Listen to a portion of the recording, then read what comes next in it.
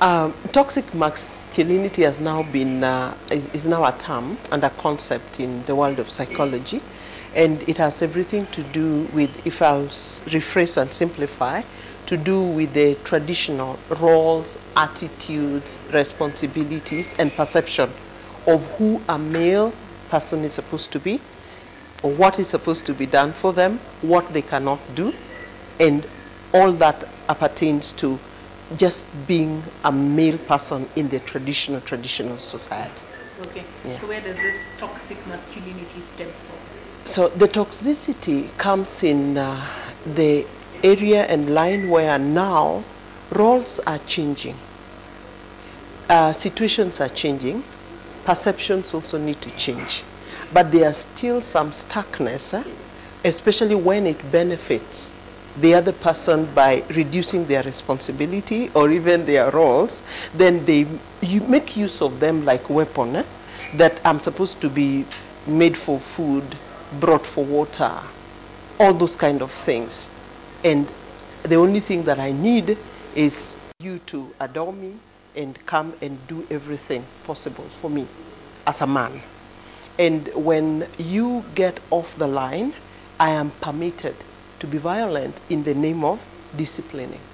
Currently, what the manifestation basically comes in when men are not participating, or supportive in particularly issues of nurturing either the family or the children. So when they are not participating, that's a manifestation of masculine toxicity, where you're saying a man cannot feed a baby, a man cannot change a diaper, a man cannot cook, especially ugali, rice, tea, all those kind of things. That a man cannot be, cannot have feelings and really just express that they have emotions. And one of the greatest challenges now, how it manifests, is when they kind of, put stuff inside even when they are hurt. They are not speaking about how they feel, and the worst is they cannot cry. That's how it manifests. So they sort of like carry everything inside. And maybe a lot of times they are basically now taking it out on either healthy habits or unhealthy habits, say like alcohol, or they go overboard in workouts and stuff like that. When you go overboard on workout, it's a symptom. So that person is working out in the morning, working out at lunchtime, working out in the evening, just to be able not to come to the place where they feel they are being challenged on their masculinity. Or they might be coming home and they get a situation where they can be asked to hold a baby. So they'd rather minimize the time that they're spending in that kind of space. Okay. Yeah. When it comes to COVID-19 and issues around it, it may have everything to do with loss. And also we know for sure we were at a place where families' communication system had broken down. So when now they had to be in the same space, and all the family members, supposing all of them were working at home, then the conflict in not knowing how to handle each other and not even having boundaries was actually a major issue. But when specifically talking about toxic masculinity, it is an attitude perception that makes somebody does not to do what they are supposed to do because they feel it is not within their agenda to do it. There's something that I had shared some time before. It puzzles me that when an African man moves to Europe, where the gender issue, issues to do with equality is so high, they find it okay to adjust and adapt, even if they get married to a European person or the Europe or any other world where we have that kind of gender equality. But when it is being asked for from a male spouse, an African spouse, they are not irreducible. It's just, I cannot do it. So that puzzles me a little bit, and it's something that we may need to research on. However, I know for sure that the possibility of someone getting stuck with what men should do and men should not do has everything to do with how they were socialized. It has also everything to do with the social and actually the community and culture that they come from. Because there are some cultures that will not accept at all. Because you'll be denied certain rights, you'll also be denied certain opportunities and privileges if you do things that are perceived to be a role that is not appropriate for you, whether it's by age or by gender. Yeah. But now with more rural-urban migration, are we seeing a change? Yes, there are certain core things. There are certain core things that are not changing, although people do not want to display them, but they are not changing. But there are certain things that can now be done, particularly issues of sharing domestic chores, and things like supporting. And one of the most interesting things that is happening now is this called paternity leave. You know, but then the interesting thing, you find men taking paternity leave, but they go to see their parents in Ushago, and they leave the lady here with a newborn child. So some of these things are being now even put in the legal system, and it's becoming a little bit easier for people now to share roles. But then it also means that there are certain also people, like I've had an opportunity where there's a conflict between a lady who feels men should not do this and a man who was brought up in his family doing all these things. So he doesn't see any challenge with it. So if either of the genders do not understand or perceive differently, then you find then change becomes a bit of a challenge. I would be glad to be cooked for and everything else, but I would still find a problem with my spouse cleaning the floor. Would, personally? I would. Why? What is that about? Because I sort of feel that that's a lower role. You know, I was brought up knowing that it's the children, who clean the floor. Then the other more, complex jobs are done by the adults. So you see, that's coming from my perception and my socialization, because we used to graduate. You stop cleaning the floor when you know how to cook. Yeah. Okay. Okay, so now how do we demarcate or draw the line between socialization and this toxicity? I think where we can draw and actually make it has everything to do with the space in which you're operating and the circumstances under which you're operating. You know, now in our Kenyan system, we've had people who have visual challenges getting married to men, female who have visual challenges, and then who then takes the bigger role in nurturing this house? It may have to be the man. You understand? So if the person has masculine toxicity, they may even employ two people because he feels he cannot do that.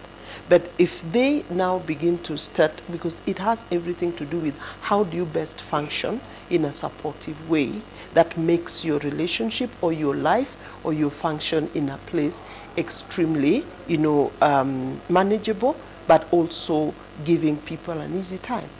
I've been in a place where tea has been set. They were all men, but they were waiting for somebody to serve the tea, because men are not supposed to get tea off a kettle. No, that's toxic. That's very toxic, because then it makes it appear like men are not supposed to take food for themselves, so it has to be served by a woman. You see, that's where the toxicity comes from. The tea was already available, but of course, looking at their ages, they were about 50 plus. And so this, what we call toxic, is then they are waiting that there should be a woman coming to serve them tea, because they are not supposed to serve tea to themselves.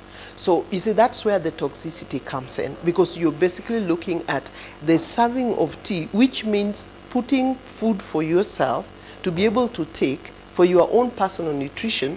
You're basically looking at it like it's a lower role that someone else should be able to do for you.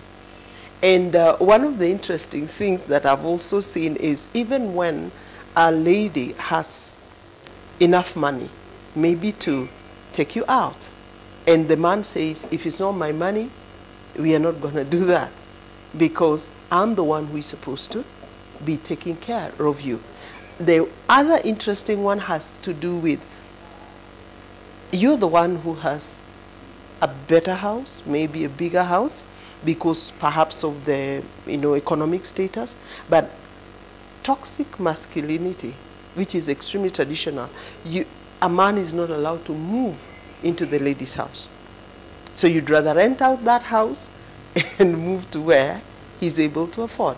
So that's where the toxicity comes in. Yeah. That's an interesting question. Sorry, Aida, see, we can ask that tomorrow. Oh, you're not working tomorrow. Marvin,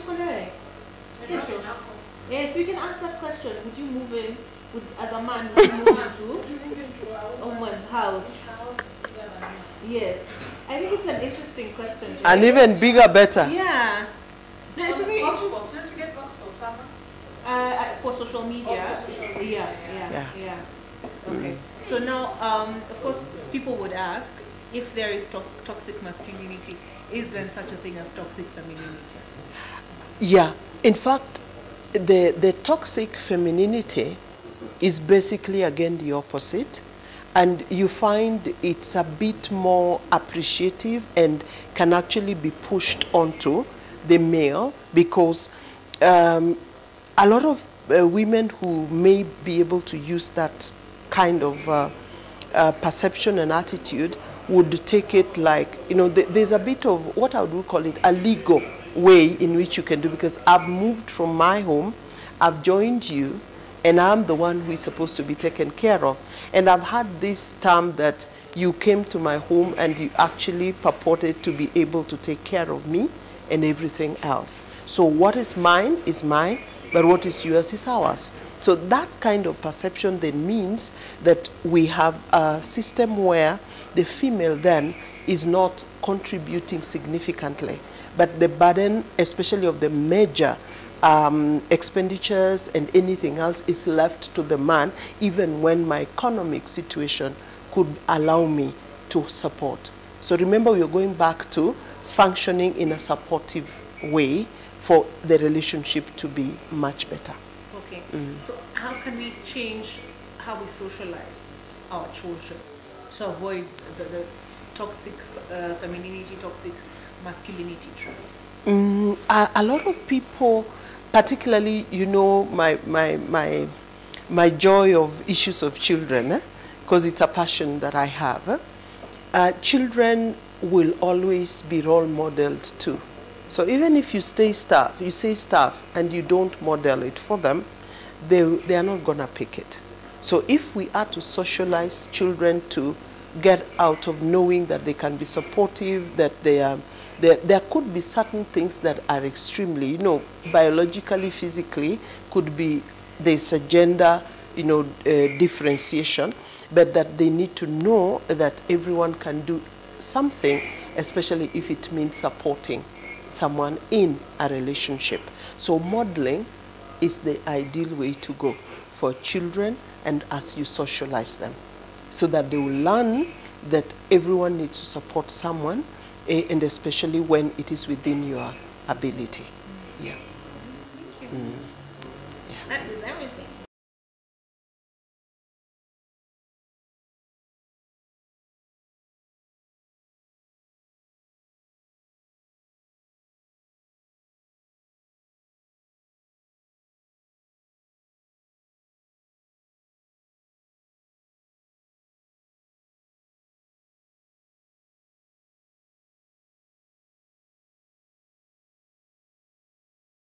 You find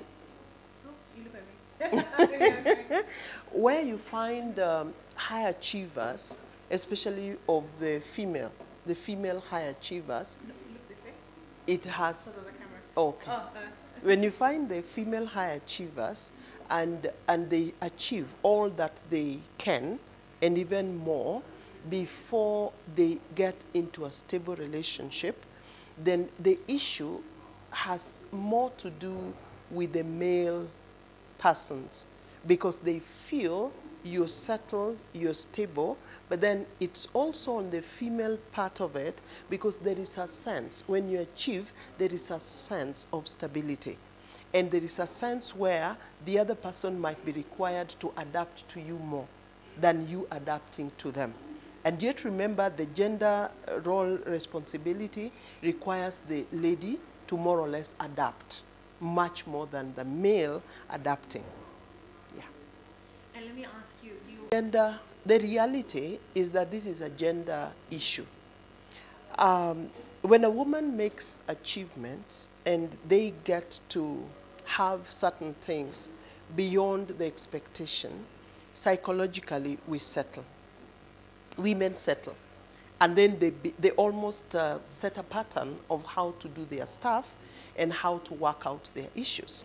So if you do not get a very supportive understanding, a man or male or spouse, it becomes very difficult, and it will always be used on you. But it is more challenging for a woman to have achieved and be able to get into a relationship, because we have what we call role reversal.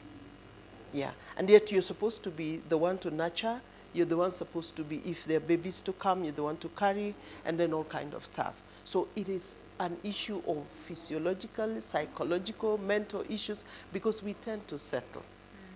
Look at it even this way. Once you stay in a marriage, if it's a comfortable marriage for like about 20 years, women settle. So it's very difficult to destabilize them if the conflict was not there before.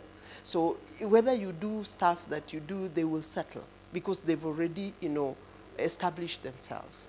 So it's something to do with a gender issue. Yeah. But again, I need power, because men were supposed to be superior. That's the traditional. They are supposed to be providers. So if I'm coming and you have everything, so my relevance becomes tricky.